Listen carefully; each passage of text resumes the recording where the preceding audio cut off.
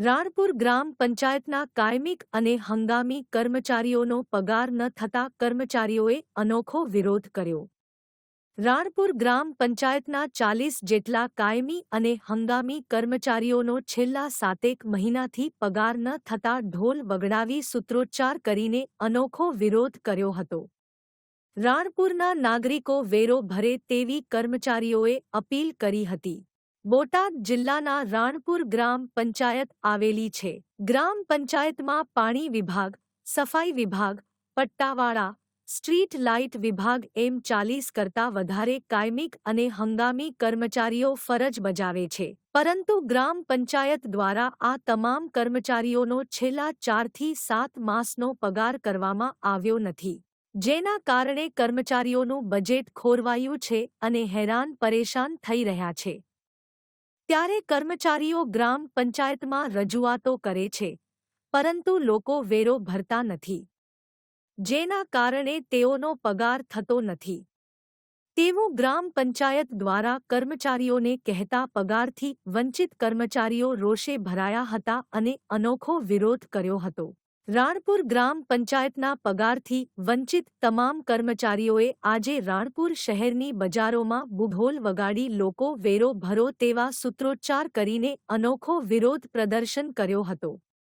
રાણપુરના શહેરીજનો તાત્કાલિક વેરો ભરે તેવી કર્મચારીઓએ અપીલ કરી હતી। રાણપુર ગ્રામ પંચાયતમાં શહેરીજનો દ્વારા વેરો ભરવામાં આવતો નથી, જેના કારણે કર્મચારીઓને પગાર થઈ શક્યો નથી અને કર્મચારીઓ પગારથી વંચિત છે તેમ રાણપુર ગ્રામ પંચાયતના સરપંચ ગોસુભા પરમારે જણાવ્યું હતું। આપનો પરિચય? મારું નામ પ્રકાશભાઈ છે। હું રાણપુર ગ્રામ પંચાયતમાં પટ્ટાવાળા તરીકે કામ કરું છું। રાણપુર ગ્રામ પંચાયતના કર્મચારીઓએ રેલી કાઢી છે, શા માટે રેલી કાઢી? અમારા 8-8, 9-9 મહિનાના પગાર બધા કર્મચારીના થયા છે।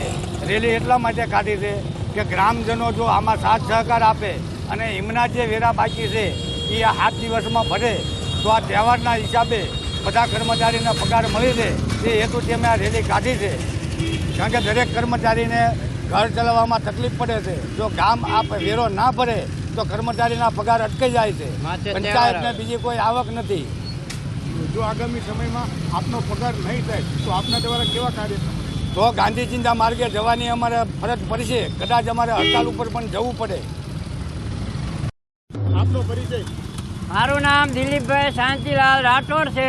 તમે રેલી કાઢી છે, શા માટે રેલી કાઢી? આ અમારા કર્મચારી બધાના 7-7, 8-8 પગાર ચડી ગયેલ છે અને બાકીદારો બાકી પૈસા ભરવા આવતા નથી।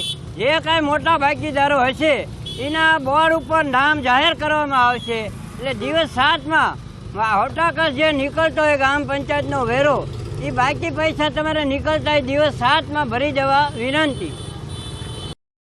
આપનો પરિચય? પરમાર ગોસુભા, સરપંચ શ્રી રાણપુર।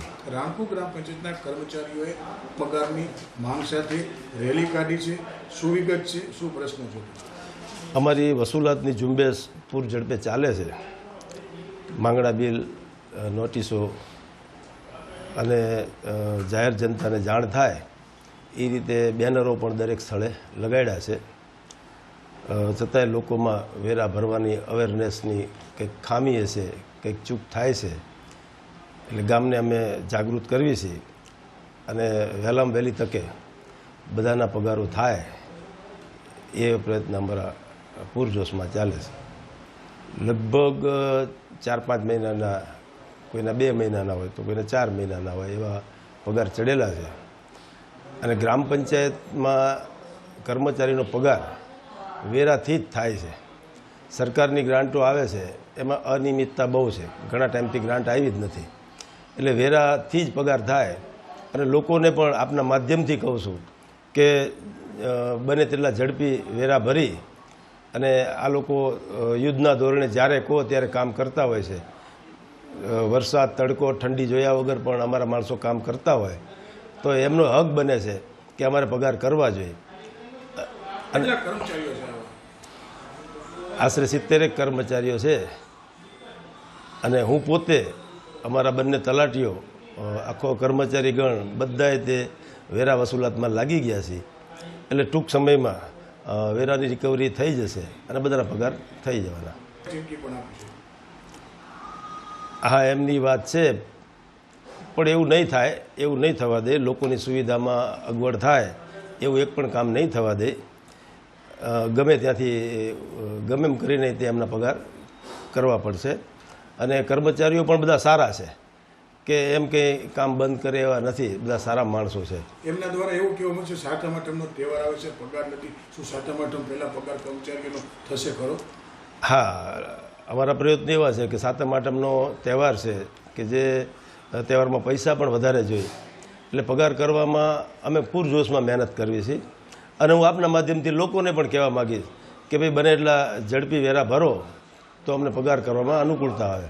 જે લોકો સફાઈ વેરો કે આઉટટેક્સ નથી ભરતા એવા લોકો વિરુદ્ધ ગ્રામ પંચાયત દ્વારા કોઈ કાર્યવાહી કરવામાં આવશે ખરી?